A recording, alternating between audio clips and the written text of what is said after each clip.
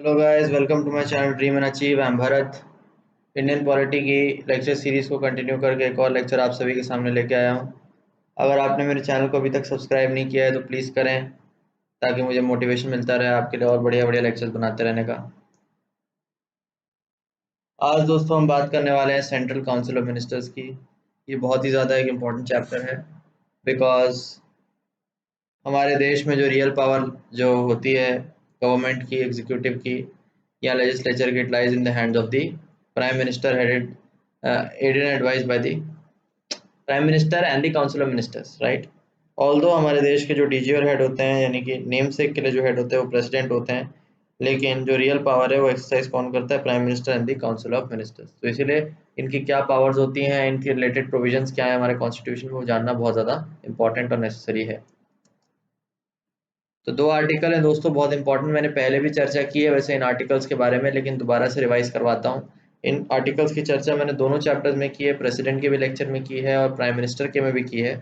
So these are article 74 and 75। 74 article कहता है that council of ministers are to aid and advise the president in all matters. ठीक, कि president कभी भी अकेले वो कोई भी डिसीजन नहीं ले सकते हैं, उनके हाथ में कोई पावर नहीं है। हमेशा वो जो भी डिसीजन लेंगे उसको काउंसिल ऑफ मिनिस्टर्स एड और एडवाइस करेगा, राइट। और दूसरी चीज, प्रेसिडेंट जो है रिक्वेस्ट कर सकता है काउंसिल को रिकंसिडर अपने एडवाइस करने के लिए, and the president is bound by the reconsidered advice. अगर रिकंसिडर्ड एडवाइस उसको दी जाएगी तो प्रेसिडेंट को मानना अनिवार्य है। ये भी बहुत इंपॉर्टेंट है दोस्तों, advice tendered by the ministers to president shall not be inquired into by any court. ऐसा नहीं हो सकता दोस्तों कि कोर्ट की कोई भी आदमी ये बोल दे कि भैया आपने ऐसी एडवाइस प्रेसिडेंट को क्यों दी, और उस पर कोर्ट पे आप केस कर दो। नहीं दोस्तों, कॉन्स्टिट्यूशन में लिखा है कि एडवाइस से बाउंड है प्रेसिडेंट। मतलब एडवाइस का मतलब ये होता है दोस्तों कि जो उनकी इच्छा है, जो उनके मन में जैसा वो देना चाहते हैं एडवाइस, वैसा वो देंगे, राइट। सो वहां पे आप कंट्रोल नहीं कर सकते उनको, कोई केस नहीं हो सकता, कोर्ट के कोई प्रोविजंस नहीं। आर्टिकल 75 इंपॉर्टेंट है, उसमें कुछ और प्रोविजंस दिए हैं मिनिस्टर से रिलेटेड। ये आप एक बार डिटेल में देखिए। Prime minister is appointed by president, other ministers by the president on the advice of PM, right. तो प्रेसिडेंट, प्राइम मिनिस्टर को आप सभी जानते हैं कि प्रेसिडेंट हमारे अपॉइंट करते हैं, और बाकी जो दूसरे मिनिस्टर्स हैं उनको कौन अपॉइंट करता है? उनको प्रेसिडेंट अपॉइंट करते हैं on the advice of the PM. ये बड़ा इंपॉर्टेंट पॉइंट है, इसको आप याद रखिएगा, बिकॉज ये हो सकता है आप गलती कर दें कि टोटल नंबर ऑफ मिनिस्टर जो काउंसिल में है वो मैक्सिमम 15% होंगे ऑफ द लोकसभा सीट्स। ये 91st सी कॉन्स्टिट्यूशन अमेंडमेंट एक्ट के द्वारा जो है डाला गया था कि 91st कॉन्स्टिट्यूशन अमेंडमेंट एक्ट ने मैक्सिमम नंबर ऑफ मिनिस्टर्स की जो लिमिट है वो फिक्स कर दी थी 15% ऑफ लोकसभा सीट्स, कि लोकसभा के 15% ज़्यादा मिनिस्टर नहीं हो सकते, राइट। मैंने पहले भी आपसे डिस्कस किया हुआ है कि अगर हर इंसान मिनिस्टर बनने लग जाएगा तो फिर बहुत ज़्यादा वर्कलोड एक तो मिनिस्ट्रीज का बढ़ जाएगा, दूसरा इतने ज़्यादा फैसिलिटीज और अलाउंसेज जो हम मिनिस्टर्स को देते हैं उतना ज़्यादा सरकार के पास खर्चा करने के लिए है भी नहीं, राइट। सो इतना ज़्यादा वो उनके पास है भी नहीं, इंफ्रास्ट्रक्चर ना पैसा है, इसलिए मैक्सिमम एक सीलिंग जो है फिट कर दी गई है।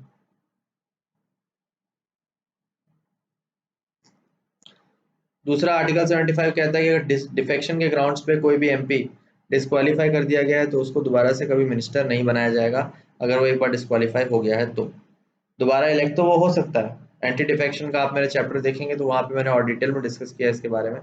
तो वो दोबारा इलेक्ट तो हो सकता है, पनिशमेंट उसकी जब खत्म हो जाएगी या डिस्क्वालिफिकेशन जब खत्म हो जाएगी तो इलेक्ट तो हो सकता है, लेकिन मिनिस्टर दोबारा नहीं बनाया जा सकता है। सो 91st कॉन्स्टिट्यूशन अमेंडमेंट एक्ट में ये भी बताया गया था। दूसरी चीज, ministers hold office during pleasure of the president, council of ministers shall be collectively responsible to Lok Sabha. तो कलेक्टिव रिस्पांसिबिलिटी की जो हम बहुत हमेशा बात करते हैं वो भी आर्टिकल 75 में प्रोविजन है। और ministers hold office during the pleasure of the president, ये भी लिखा हुआ है। दैट मीन्स प्रेसिडेंट जब चाहे तो मिनिस्टर्स को बर्खास्त कर सकता है। प्रेसिडेंट इनफैक्ट जब चाहे वो तो पूरे काउंसिल को डिसॉल्व कर सकता है, तो बाकी तो आप छोड़ ही दीजिए, इमरजेंसी जब लग जाती है तो Lok Sabha will have to be, मतलब Lok Sabha might dissolve, right. So ये चीजें आपको पता होनी चाहिए। अच्छा, ये बड़ा इंपॉर्टेंट है कि ओथ ऑफ ऑफिस जो मिनिस्टर्स को कौन दिलाते हैं? वो हमारे प्रेसिडेंट दिलाते हैं। ऑफिस की ओथ और सीक्रेसी की ओथ, दोनों ही ओथ हमारे प्रेसिडेंट दिलाते हैं मिनिस्टर्स को। इसके अलावा यदि कोई मेंबर ऑफ पार्लियामेंट नहीं है तो भी उसको मिनिस्टर की फॉर्म में अपॉइंट किया जा सकता है, लेकिन कंडीशन वही है कि उसको 6 महीने के अंदर जो है एमपी की तरह इलेक्ट होकर आना पड़ेगा। नहीं हो पाता है तो फिर he will be cease to be a minister, right. Salaries और अलाउंसेस की अगर हम बात करें मिनिस्टर्स की, तो कौन डिटरमाइन करता है? पार्लियामेंट डिटरमाइन करता है, राइट। ऑब्वियसली सारे सैलरीज और अलाउंसेस सभी के पार्लियामेंट ही करता है, चाहे प्रेसिडेंट के हों, चाहे पीएम के हों, चाहे जजेस के हों, चाहे कैग के हों, चाहे किसी के भी हों दोस्तों, सभी सैलरीज और अलाउंसेस सारे के सारे पार्लियामेंट ही हमेशा करता है। नेक्स्ट आर्टिकल हम देखते हैं दोस्तों, आर्टिकल 77, जहाँ पे बिजनेस, जो कंडक्ट ऑफ बिजनेस है गवर्नमेंट ऑफ इंडिया में, उसके बारे में बात की गई है। सिंपल है, ऑलरेडी आप पढ़ चुके हैं, बहुत सारी बातें हो सकता है आप जानते भी हों, बट अगेन डिस्कस करना इंपॉर्टेंट है, आर्टिकल के नाम पे डिस्कस करना इंपॉर्टेंट है, सो प्लीज एक बार देखिए। पहला है पॉइंट कि all executive action of the government shall be in the name of the president, कि प्रेसिडेंट के नाम पे ही सारे के सारे जो एग्जीक्यूटिव डिसीजन है वो लिए जाएंगे। ये बात लिखी गई है आर्टिकल 77 यानी 77 में, राइट। और जो रूल्स होंगे या ऑर्डर्स एंड इंस्ट्रूमेंट्स जिस नियम कानून के अनुसार या जिस मैनर के अनुसार उसके नाम पे एग्जीक्यूट किए जाएंगे, उसके रूल्स भी प्रेसिडेंट खुद तय कर सकता है। स्टेट में हमारे जो गवर्नर होता है वो तय कर सकते हैं, सेंट्रल गवर्नमेंट में प्रेसिडेंट है वो तय कर सकते हैं कि भाई किस तरीके से जो ऑर्डर्स हैं वो पास किए जाएंगे, इंस्ट्रक्शंस हैं किस तरीके से फाइल चलेगी, क्या पैटर्न होगा मेरे नाम पे जो भी आप वो कर रहे हो ना, काम को, सरकारी काम को कर रहे हो। बाकी president shall make rules for more convenient transaction of business, right. So बहुत आसान और कन्वीनियंट ट्रांजैक्शन ऑफ बिजनेस के लिए जो नियम कानून होंगे उसके जो रूल्स हैं वो प्रेसिडेंट चाहे तो बना सकता है। और मिनिस्टर्स के बीच में जो एलोकेशन के नियम कानून है वो सारी चीजें प्रेसिडेंट बना सकता है दोस्तों, पॉसिबल है, उसके पास पावर है। देन आते हैं दोस्तों आर्टिकल 78 में, जहाँ पे प्राइम मिनिस्टर की कुछ ड्यूटीज बताई गई हैं। क्या ड्यूटी है प्राइम मिनिस्टर की दोस्तों? कि भाई प्रेसिडेंट को सारे के सारे डिसीजन काउंसिल के जो भी लिए जाते हैं वो देता है कौन? प्रेसिडेंट देता है। और administration of affairs of union, वो सारी इन्फॉर्मेशन जो है, प्रपोज्ड लेजिस्लेशन, ये सारी चीज़ें जो भी प्रेसिडेंट को रिक्वायर्ड होती है इन्फॉर्मेशन, वो प्राइम मिनिस्टर जो है पहुंचाते हैं। So he acts the link between the president and the council of ministers. तो ये चीज़ कहाँ लिखी है? आर्टिकल 70। आपको पता तो है दोस्तों, प्राइम मिनिस्टर के चैप्टर में, प्रेसिडेंट के चैप्टर में मैंने कहीं ना कहीं ये बातें आपसे ऑलरेडी डिस्कस कर रखी हैं, बट लेकिन आपको आर्टिकल के फॉर्म में पता होना चाहिए कि कौन से आर्टिकल में ये बात लिखी गई है। So you need to remember that it is written in article 78।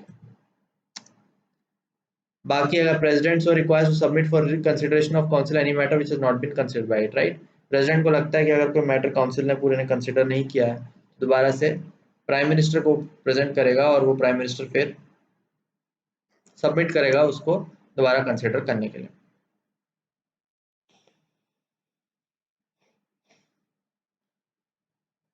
अगला आते हैं दोस्तों आर्टिकल 88 में, डायरेक्टली 10 आर्टिकल जंप कर लेते हैं। और उसमें कहा गया है कि हर मिनिस्टर के पास पावर होगी to right to speak and take part in proceedings of either house and joint sitting of house और any committee of parliament of which he may be nominated a member, he shall not be allowed to vote. कोई भी जो MP होता है दोस्तों, basically कहता है कि उसके पास कहीं पे भी दोनों किसी भी हाउस की प्रोसीडिंग में बैठने की पावर है, बोल सकता है, स्पीक कर सकता है, लेकिन वोट, अगर वोटिंग की बात आती है तो सिर्फ वो अपने ही हाउस में वोट कर सकता है, क्योंकि वहीं पे वो इलेक्ट होकर के आया है। सो वोटिंग की ऑल द पावर उसकी नहीं हो सकती है, लेकिन प्रोसीडिंग्स में पार्ट लेने की पावर उसके पास है, चाहे वो जॉइंट सीटिंग हो, चाहे वो कोई दूसरे हाउस की भी सीटिंग क्यों ना हो, ले सकता है। बाकी अगर नॉमिनेट हुआ है किसी कमेटी में, तब तो डेफिनेटली वो प्रोसीडिंग में जा ही सकता है। अब जो नेचर ऑफ एडवाइस क्या है दोस्तों काउंसिल ऑफ मिनिस्टर की, ये भी आप ऑलरेडी जानते हैं, प्रेसिडेंट के चैप्टर में मैंने बताया था कि 42nd और 44th कॉन्स्टिट्यूशन एक्ट ने एडवाइस को बाइंडिंग कर दिया। उसके पहले एडवाइस जो है कंपलसरी नहीं हुआ करती थी, बट इन अमेंडमेंट्स के through advice become binding. President को जो भी काउंसिल ऑफ मिनिस्टर्स कहेंगे वो मजबूरी में प्रेसिडेंट को करना ही पड़ेगा, कोई ऑप्शन नहीं है उसके पास, राइट। And it even cannot be question in any court, कुछ ही देर पहले ये भी मैंने आपको पॉइंट बता ही दिया। And whenever the constitution requires satisfaction of president, the satisfaction not personal satisfaction but that of council of minister। ये बहुत ज्यादा इंपॉर्टेंट पॉइंट है, ये हद से ज्यादा इंपॉर्टेंट पॉइंट है। ऑल्दो आपको ट्रिवियल लग रहा है, आपको लग रहा होगा हाँ यार ये तो ऑब्वियस सी बात है, बट ऑब्वियस नहीं है दोस्तों, इसमें लोग गलती करते हैं, क्योंकि बहुत सारे हैं ऐसे प्रोविजंस जहाँ पे लिखा रहता है सेटिस्फैक्शन ऑफ द प्रेसिडेंट, कि ठीक है when president is so satisfied, right, when the president at the pleasure of the president. तो ये सब जब टर्म्स यूज होते हैं ना दोस्तों, इसका मतलब ये नहीं होता कि प्रेसिडेंट जब नींद से उठ के मन उसका किया कि चलो भैया सेटिस्फाई हूँ, आज मेरे को मन कर रहा है कि मैं प्रेसिडेंट रूल लगा दूं स्टेट में, तो भैया मैं लगा दूंगा। नहीं दोस्तों, यही यही इंपॉर्टेंट पॉइंट सोचना चाहिए। प्रेसिडेंट का सेटिस्फैक्शन का मतलब ये होता है कि काउंसिल ऑफ मिनिस्टर से वो एडवाइस लेगा, और वो जब सेटिस्फाइड होंगे और उसको एडवाइस करेंगे, तब जाके अगर उनका अप्रूवल मिलेगा तो ही प्रेसिडेंट फिर वो एडवाइस पे एक्ट कर सकता है। So satisfaction of president actually में is the satisfaction of the council of ministers. So that is a very very important point जो आपको याद रखना चाहिए. Any exercise of power without the aid and advice of council will be unconstitutional and being violative of Article 74, right? तो 74 में क्या है, कहा ही आर्टिकल में कि भैया सारे प्रेसिडेंट जो एडवाइस जो भी काम करेगा एग्जीक्यूटिव ये वो सारे काउंसिल ऑफ मिनिस्टर के एडवाइस पे करेगा, तो ऑब्वियसली अगर खुद से कुछ करता है तो अनकॉन्स्टिट्यूशनल हो जाएगा, अल्ट्रा वायज हो जाएगा और कोर्ट उसको खारिज कर देगा. ओथ और सैलरीज की बात करें, प्रेसिडेंट दिलाते हैं, ठीक है. दो तरह की ओथ होती है, मैंने आपको कुछ ही देर पहले बता दिया ओथ क्या होती है, ये भी हम देख लेते हैं. क्या ओथ लेते हैं, bear true faith and allegiance to constitution, कि भाई हम संविधान को सबसे ऊपर मानते हैं, ठीक है, पूरी निष्ठा के भाव से हम कॉन्स्टिट्यूशन को सर्वमान्य सर्वोपरि बॉडी मानते हैं. Uphold sovereignty integrity of India, देश की एकजुटता, देश की सॉवरेनिटी को हम अपहोल्ड करेंगे, उसकी रक्षा करेंगे. Faithfully and consciously discharge duties of office, पूरी निष्ठा ईमानदारी के भाव से अपनी जो ऑफिस है उसकी ड्यूटीज को परफॉर्म करेंगे, ये सारी चीजें.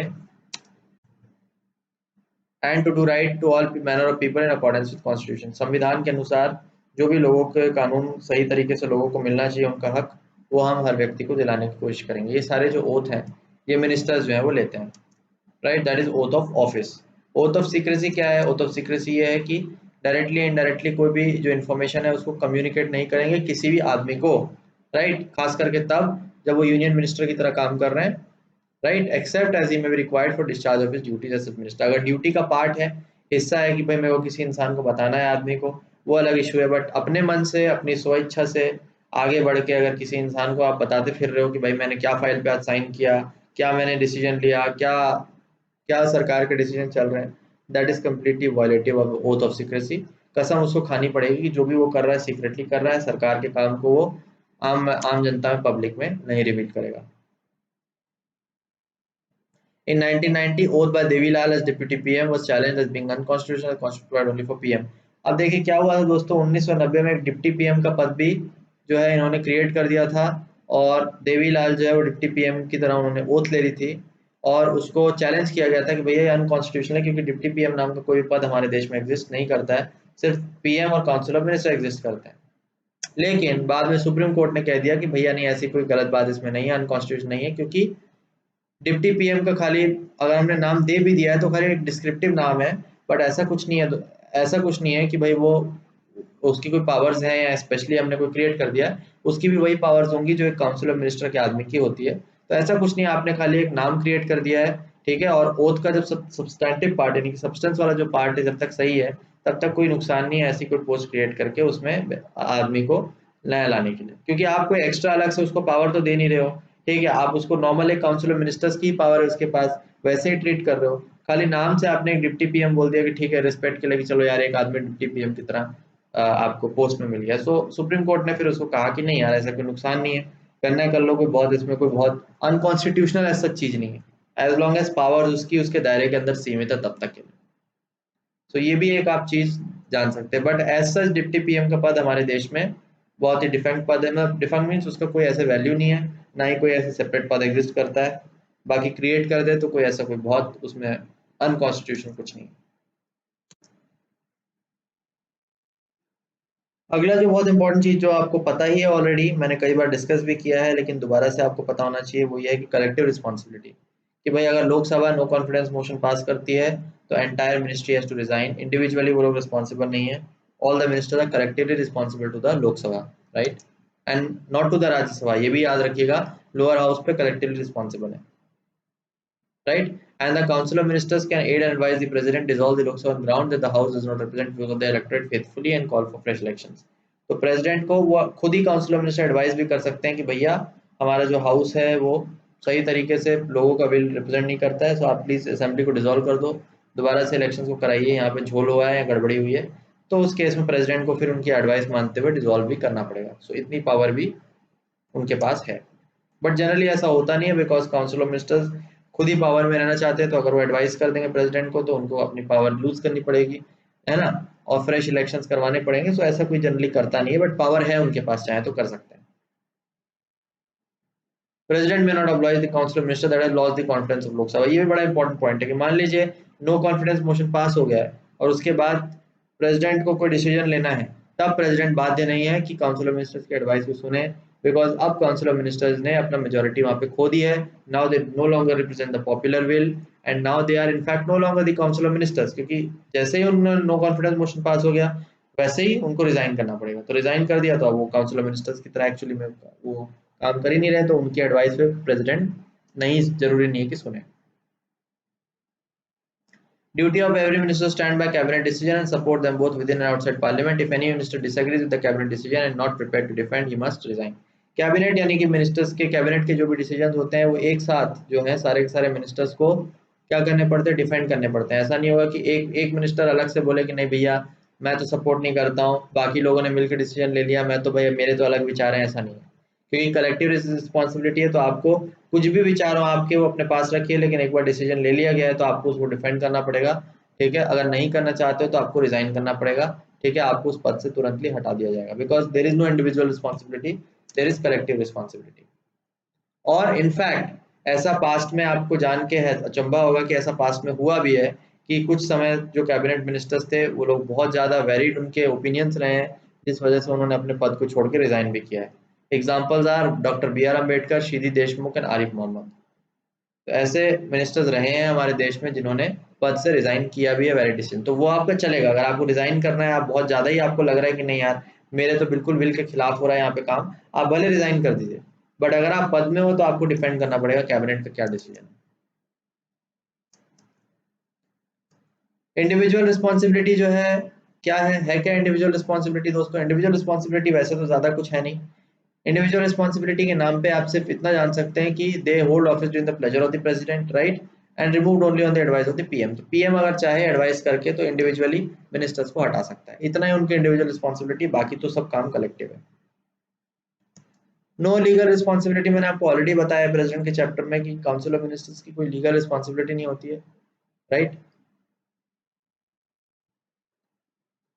तो ब्रिटेन में अगर हम बात करें दोस्तों, किंग के जो भी ऑर्डर्स निकलते हैं, हर ऑर्डर को एक मिनिस्टर काउंटर साइन करता है। मिनिस्टर मतलब साइन करके बताता है कि हाँ हम अग्री करते हैं इस ऑर्डर से, राइट। And if the order is a violation of any law, minister would be responsible और विल बी लायन इन एनी कोर्ट। एक्चुअली होता क्या है दोस्तों कि ब्रिटेन में एक बहुत पुरानी कहावत चली आ रही है कि the king can do no wrong, मतलब किंग को भगवान का अवतार माना जाता है। किंग ने अगर कोई डिसीजन पास कर दिया मतलब ऐसा हो ही नहीं सकता कि किंग कुछ गलत बोल दे। इसीलिए क्या करते हैं कि जितने भी किंग के ऑर्डर्स आते हैं उन ऑर्डर्स को मिनिस्टर को पकड़ा दिया जाता है कि भैया आप इस फाइल को साइन कीजिए तभी वो ऑर्डर कानून बनेगा। और अगर मिनिस्टर ने साइन कर दिया, ठीक है, और वो लॉ बन गया और बाद में देखा जाता है कि वो अनकॉन्स्टिट्यूशनल है या फिर कुछ भी वो उसके अलावा है, तो रिस्पॉन्सिबिलिटी किंग के ऊपर नहीं जाएगी, रिस्पॉन्सिबिलिटी मिनिस्टर के ऊपर जाएगी। बिकॉज किंग को तो वहां पे क्या माना जाता है, भगवान का अवतार बोल दिया जाता है, king can do no wrong, right. तो वहां पे इस टाइप का कल्चर चल रहा है, इसलिए वहां पे ऐसा कल्चर है। मिनिस्टर को लाइव मतलब कुल मिला के बताना मैं ये चाह रहा हूँ कि वहां पे there is personal liability of the minister England में, कि भैया आप खुद पर्सनली रिस्पॉन्सिबल हो कि आपने ध्यान नहीं दिया, right. King can do no wrong, can be sued in court. लेकिन इंडिया में ऐसा कोई प्रोविजन नहीं है कि भाई पर्सनली आप लायबल हो। इंडिया में आप सरकार को रिप्रेजेंट करते हो, आप गवर्नमेंट को रिप्रेजेंट करते हो, आप गवर्नमेंट का पार्ट हो। अगर ऑफिशियल एक्ट के कोई भी डिसीजन में अगर आपकी गलती होती है, अनकॉन्स्टिट्यूशनल होता है, तो आप अकेले रिस्पॉन्सिबल नहीं ठहराए जाओगे, कलेक्टिव रिस्पॉन्सिबल है तो पूरा का पूरा कैबिनेट एक साथ ठहराया जाएगा। सो अगर कैबिनेट का तो अगर किसी एक मिनिस्टर के कोई डिसीजन की वजह से कुछ गड़बड़ी होती है तो रिस्पॉन्सिबिलिटी पूरा कैबिनेट लेगा। वो पर्टिक भले ही उस फाइल में उस मिनिस्टर ने साइन किया हो, भले ही उस कानून के पीछे उस मिनिस्टर का बहुत बड़ा पिवटल रोल हो, लेकिन finally responsibility there is collective responsibility, there is no individual responsibility. And president यहाँ पे जो सबसे हाईएस्ट बॉडी होते हैं, भाई इंग्लैंड में ब्रिटेन में तो किंग होता है, बट यहाँ पे जो हाईएस्ट व्यक्ति है जो रिप्रेजेंट करता है हमारे देश को, वो कौन करता है, प्रेसिडेंट करता है। तो प्रेसिडेंट के ऑर्डर्स को किसी भी मिनिस्टर को काउंटर साइन करने की यहाँ कोई भी जरूरत नहीं है। प्रेसिडेंट खुद ही रिस्पॉन्सिबल है अपने लॉस के लिए। भले वो अलग बात है कि प्रेसिडेंट को इम्यूनिटी दी गई है, क्रिमिनल प्रोसीडिंग उसके खिलाफ नहीं हो सकती, सिविल प्रोसीडिंग को पर्सनल एक्ट हो सकती है जिसको 2 महीने का नोटिस के लिए देना पड़ेगा, वो अलग चीज है दोस्तों। बट एटलीस्ट कम से कम वो खुद ही रिस्पॉन्सिबल है जो उसने अपने डिसीजन सुनाया उसके लिए, किसी मिनिस्टर को उसके लिए रिस्पॉन्सिबल नहीं ठहराया जाता। Courts are barred from inquiring into the nature of advice rendered by ministers into the president. Already हम बात कर चुके हैं कि कोर्ट को कोई वहां पे लेना देना नहीं है, कोर्ट बोल नहीं सकता है कि आपने ऐसी एडवाइस क्यों दी।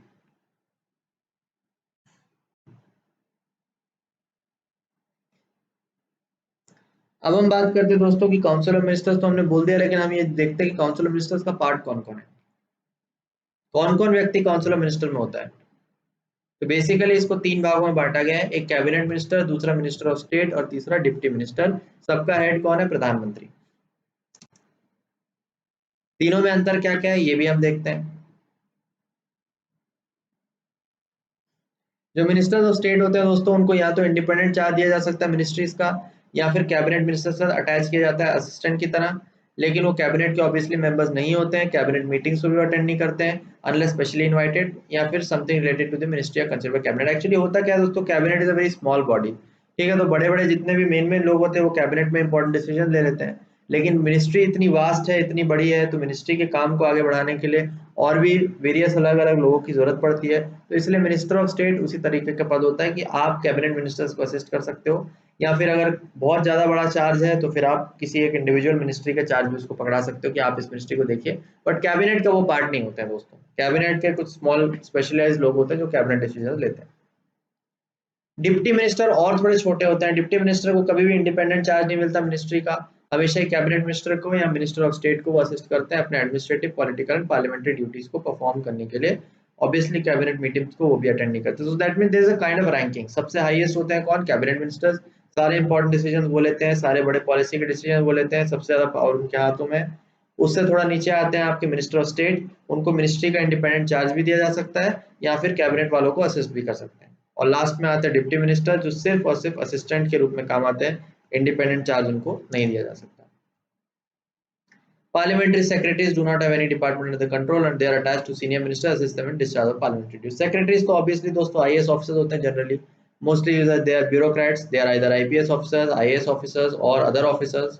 So obviously वो तो elected है ही नहीं, तो ministry को head तो कर ही नहीं सकते, तो they are already also attached to the ministers, वो ministers वगैरह को head करते हैं for the parliamentary duties.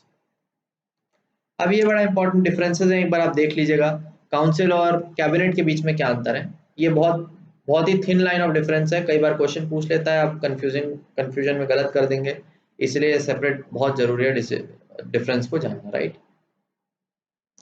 Council दोस्तों जो होता है वो बहुत ही वाइडर बॉडी होता है, जिसमें 60 से 70 मिनिस्टर होते हैं, और उसमें तीनों मिनिस्टर जो मैंने आपको ऊपर बताया, इन सभी को मिला के पूरी बॉडी को काउंसिल बोलते हैं। That is cabinet ministers plus minister of state plus deputy minister, तीनों मिला दोगे तब आप बोलोगे काउंसिल ऑफ मिनिस्टर्स, क्योंकि सभी मिनिस्टर है देखा जाए तो। मिनिस्टर तो मिनिस्टर ऑफ स्टेट भी है, डिप्टी मिनिस्टर भी मिनिस्टर ही है, कैबिनेट मिनिस्टर भी मिनिस्टर ही है, लेकिन सबको मिला के काउंसिल ऑफ मिनिस्टर बोलते हैं, ठीक है। And they does not meet as a body to translate government decision, no collective function. देखिए क्या है, सबका अलग अलग फंक्शन बटा हुआ है, तो काउंसिल की सेपरेटली कोई मीटिंग नहीं होती। अगर कोई ये कह दे आपसे काउंसिल ऑफ मिनिस्टर्स की मीटिंग होगी, तो वो गलत कह रहा है दोस्तों, क्योंकि काउंसिल ऑफ मिनिस्टर्स साथ में कोई मीट करते ही नहीं है, because deputy minister and minister of state they are not even allowed to attend the cabinet meetings, right, उनका अलग काम है। सो इसीलिए आप कंफ्यूज ना हो, काउंसिल का कभी कोई सेपरेटली मीटिंग होके वो ट्रांसैक्ट करने के लिए नहीं काम करते। Wasted with all powers in theory. अब सारी पावर्स की अगर हम बात करें कलेक्टिवली, तो ये सारों को मिला लिया जाए तो सारी पावर्स फिर इन्हीं के हाथ में आता है, सारा मिनिस्ट्रीज इन्हीं के अंडर में आता है, सारा कुछ सब कुछ, सारा का सारा देश के जो हेड है वो यही है दोस्तों। ऑब्वियसली फंक्शंस क्या होंगे उनके कैबिनेट डिसाइड करता है। ऑब्वियसली कैबिनेट डिसाइड कर सकता है कि भाई मिनिस्टर ऑफ स्टेट को क्या काम मिलेगा, डिप्टी मिनिस्टर को क्या काम मिलेगा, हाईएस्ट बॉडी कैबिनेट है। कलेक्टिवली रिस्पॉन्सिबल टू लोकसभा है, ऑलरेडी मैंने आपको बता दिया। Constituted body dealt in detail bye article 74 and 75, 74 75 दोनों हम बहुत डिटेल में डिस्कस कर चुके हैं। Size and classification not mention constitution, ये बड़ा इंपॉर्टेंट पॉइंट है कि इनका जो क्लासिफिकेशन मैंने ऊपर आपको तीन बताया, ये कोई कॉन्स्टिट्यूशन में मेंशन नहीं किया गया है, इस सुविधा के लिए आपस में डिवाइड किया गया काम को, राइट, सुविधा के लिए। ऐसा कोई कॉन्स्टिट्यूशन में मेंशन नहीं है कि आप तीन भागों में इसको बांटो। साइज की भी अगर हम बात करें तो ऐसा कोई फिक्स नहीं किया गया है। हालांकि 91st कॉन्स्टिट्यूशन अमेंडमेंट एक्ट में एक अपर कैप लगाया गया था कि 15% जो है लोकसभा की सीट्स उतने ही मिनिस्टर बन सकते हैं मैक्सिमम, बट कॉन्स्टिट्यूशन में कुछ स्पेसिफाई नहीं किया गया। बाकी अगर साइज डिटरमाइन कौन करेगा, हमारे प्रधानमंत्री करेंगे according to exigency of time and requirements of situation. Classification to three tier bodies based on convention of parliamentary government development Britain, ये भी ब्रिटेन से कॉपी किया गया है। ये जो कन्वेंशन आप बोल रहे हैं मिनिस्टर ऑफ स्टेट और डिप्टी मिनिस्टर, ये ब्रिटेन का कॉन्सेप्ट है, वहां से कॉपी करके भारत में लेके आया हुआ है एज अ कन्वेंशन। बाकी कॉन्स्टिट्यूशन में ऐसा कुछ भी लिखा नहीं हुआ है। कैबिनेट क्या होता है दोस्तों, ऑब्वियसली आपको मैंने बता दिया कि 15 से 20 मेंबर की एक छोटी सी बॉडी होती है। कैबिनेट मिनिस्टर ये सारे इसके पार्ट होते हैं, ठीक है। फ्रीक्वेंटली मीट करती है और usually once a week meet करके मेजर मेजर डिसीजन जो गवर्नमेंट बिजनेस के हैं वो सारे के सारे डिसीजन वो खुद लेती है। सारे के सारे काउंसिल की जो पावर्स हैं वो एक्चुअली प्रैक्टिस में देखा है कैबिनेट के पास होते हैं, बिकॉज डिप्टी मिनिस्टर्स और मिनिस्टर स्टेट को भी यही कहीं ना कहीं चलाते हैं, right. Supervises the implementation decision by the council, council के सारे डिसीजन को ऑब्वियसली सुपरवाइज करता है, एक कलेक्टिव रिस्पॉन्सिबिलिटी को एनफोर्सेस करता है of the council minister Lok Sabha. Article 352 by 44th constitution act 1978, ये बड़ा इंपॉर्टेंट पॉइंट है कि कौन से आर्टिकल में कैबिनेट के जो बारे में है वो लिखा गया है, तो वो बहुत इंपॉर्टेंट है कि 44th कॉन्स्टिट्यूशन अमेंडमेंट एक्ट के द्वारा आर्टिकल 352 में कैबिनेट के कॉन्सेप्ट को पहली बार कॉन्स्टिट्यूशन के अंदर ऐड किया गया था। सो प्लीज इसको याद रखिएगा, ओरिजिनल कॉन्स्टिट्यूशन में ये नहीं था, बाद में 44th कॉन्स्टिट्यूशन अमेंडमेंट एक्ट के थ्रू इसको ऐड किया गया। So very important, please remember this, right. और आर्टिकल 352 में एग्जैक्ट डेफिनेशन क्या है, वो कहता है cabinet saying it is the council consisting of PM and other minister of cabinet rank appointed under article 75 and does not describe power and functions. Power and function article 352 नहीं define करता है, but सिर्फ ये बोलता है कि cabinet rank के जो मिनिस्टर्स हैं उनकी एक छोटी सी बॉडी पीएम के साथ होगी जिसको कैबिनेट का दर्जा दिया जाएगा। पावर एंड फंक्शन उन्होंने खुद अपने हिसाब से डिसाइड किए। ऑल्सो अगर आपको याद हो article 52 is the article which is very important, जहाँ पे provisions related to national emergency are given। Article 356 में provision related to president's rule are given and article 360 में provision related to financial emergency are given। so please वो चीज भी आप याद रखिए, very important point। रोल क्या होता है, हाईएस्ट डिसीजन मेकिंग बॉडी आप जानते हैं पॉलिटिकल एडमिनिस्ट्रेटिव सिस्टम में। दी policy formulating body central government की है, सबसे ज्यादा पॉलिसी यही बनाते हैं। एग्जीक्यूटिव की भी हाईएस्ट अथॉरिटी यही है। Chief coordinator of central administration, सबसे ज्यादा कोऑर्डिनेट सारा यही करता है। Advisory body to the president भी यही है, advice is binding. Chief crisis manager, crisis भी मैनेज यही करता है, सारे इमरजेंसी सिचुएशन डील करता है। मेजर लेजिस्लेटिव फाइनेंशियल मैटर यही डील करता है। Control of high appointment constitution authority, senior secretary administrator, सब कुछ दोस्तों ये एडवाइंड करता है। Foreign policy and foreign affairs भी ये डील करता है, राइट। सो इसी से आपको समझ में आ गया होगा दोस्तों कि देश का अगर आप बोले कि सबसे ज्यादा पावरफुल पोस्ट या सबसे पावरफुल बॉडी कौन है भारत देश की, आंसर में आपको मिलेगा that is the cabinet. Cabinet से ज्यादा पावरफुल बॉडी हमारे देश में कोई नहीं है। प्रधानमंत्री इसका पार्ट है, इसके अलावा 15 से 20 मेंबर्स हैं वो इसका पार्ट है। सारे के सारे देश के डिसीजन, चाहे वो फॉरेन अफेयर्स हो, चाहे लेजिस्लेटिव मैटर हो, चाहे पॉलिटिकल हो, एडमिनिस्ट्रेटिव मैटर हो, चाहे प्रेसिडेंट को एडवाइस करने से रिलेटेड मैटर हो, चाहे देश का कोई भी मैटर हो एक्स वाई जेड, सब कौन लेगा दोस्तों, कैबिनेट लेगा। कैबिनेट के बियॉन्ड कुछ नहीं है देश में, ठीक है। तो इसीलिए अलग अलग लोगों ने इसको अलग अलग नाम से पुकारा है। आंसर लिखने के टाइम आपको काम आ सकता है, इसलिए प्लीज ये छोटी छोटी चीजें आप आंसर राइटिंग के तरफ याद रखिएगा। मैंने आपको लिख के समझा दिया है। राम से मोहित ने इसको कहा था steering wheel of the ship of the state. Steering wheel जितना इंपॉर्टेंट है, सोचिए जिधर कैबिनेट देश की दिशा को लेके जाएगा उधर हमारा देश का रुख पलट जाएगा। लोवेल ने कहा है की stone of the political order, पूरा पॉलिटिकल ऑर्डर कैबिनेट के डिसीजन पे टिका हुआ है। जॉन मैरियट ने कहा है cabinet is a pivot around which whole political machine revolves, मतलब कि वो खूंटा है जिसके चारों तरफ इर्द गिर्द पूरा देश घूमता है। ग्लैडस्टोन ने कहा है cabinet is the solar orb around with the earth revolve, सूरज की तरह माना है कि पूरा देश और बाकी हर पूरा पॉलिटिकल सिस्टम कैबिनेट के चारों तरफ घूमता है। बारकर ने कहा है मैग्नेट ऑफ पॉलिसी, पॉलिसी सारी मैग्नेट की तरह खींच के सारी पॉलिसीज कहाँ से कहाँ जाती हैं, कैबिनेट के थ्रू होके जाती है। बैगी हॉट ने क्या कहा, cabinet is a hyphen that joins buckle that binds executive and legislative departments together. So it is a buckle जो एग्जीक्यूटिव और लेजिस्लेचर को बाइंड करता है। क्यों? क्योंकि एग्जीक्यूटिव की भी हाईएस्ट बॉडी कौन है, कैबिनेट है। लेजिस्लेचर की भी हाईएस्ट बॉडी कौन सी है, कैबिनेट है। दोनों की हाईएस्ट बॉडी जो है कैबिनेट ही है। Finally it is like a buckle that joins them together. Sir Ivor Jennings ने क्या कहा है, cabinet is the core of the British constitution system and provide unity to the British system government. अब sir Ivor Jennings Britain के भाई बंदे थे तो उन्होंने ब्रिटेन के हिसाब से बोला है, बट भारत में भी उसका लगभग वही दर्जा दिया गया है जो ब्रिटेन में दिया गया है। सो वही चीज सर आइवर जेनिंग्स का कोट यहाँ पे भी एप्लीकेबल होता है। एल एस अमेरी ने क्या कहा, cabinet is central directing instrument of government, कि भाई देश का के मेन डायरेक्टिंग इंस्ट्रूमेंट है, पूरे देश को चलाता है दोस्त, right. And PM resorted to the device of the inner cabinet or kitchen cabinet, which is an extra constitutional body due to its merits। अब देखिए हमारे देश में वैसे तो ये बहुत ज़्यादा पॉपुलर कॉन्सेप्ट है नहीं, लेकिन खास करके यूएसए से इस चीज़ को लेकर के आया गया है, बट हमारे देश में इतना ज़्यादा पॉपुलर चलता नहीं है। बट हो सकता है, कोई बहुत बड़ी चीज़ नहीं है कि एक छोटा कैबिनेट का भी और छोटा पार्ट किचन कैबिनेट या फिर इनर कैबिनेट के नाम से और प्रधानमंत्री कॉन्स्टिट्यूट कर लें, दो चार इंपॉर्टेंट बंदों का ग्रुप, और वो एक्स्ट्रा कॉन्स्टिट्यूशनल ऑब्वियसली बॉडी होगा। और उसका जो मेन मेरिट ये है कि भैया और छोटा यूनिट है तो उसके जो डिसीजन और ज़्यादा एफिशिएंट होंगे, ठीक है, लार्जर कैबिनेट के कंपैरिजन में ज़्यादा जल्दी मीट कर पाएगा बिजनेस को और एक्सपीडिशियसली कैरी आउट कर पाएगा। ठीक है, पीएम की जो सीक्रेसी है वो सारी की सारी चीजें मेंटेन रहेगी, ज्यादा लीक होने का कम चांस रहेगा क्योंकि कम लोग वहां पे इन्वॉल्व हैं। डीमेरिट्स क्या है कि भाई कैबिनेट की जो पावर है वो कम हो जाती है, बिकॉज भाई आप पीएम ने 2-3 बंदों को और नहीं अपने अंडर में रख लिया और वही सारे डिसीजन सुना रहे हैं, तो फिर कहीं ना कहीं कैबिनेट की जो अथॉरिटी है, जो कैबिनेट की पावर है वो अंडरमाइन हो जाती है, बिकॉज यही लोग फिर मिलकर सारा का सारा काम अपने आप में खेल लेंगे। बाकी circumvent the legal process allowing outside person to play influential role in the government functioning।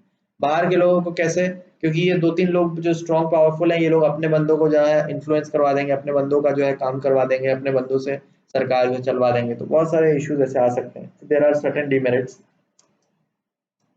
Also exist in Britain and USA. वही मैंने आपको बताया कि यूएस और ब्रिटेन में मेजरली जो ये कॉन्सेप्ट है वहां पे ज्यादा चलता है, बल्कि भारत देश में इसका कॉन्सेप्ट बहुत ज्यादा एज सच फेमस नहीं हुआ है।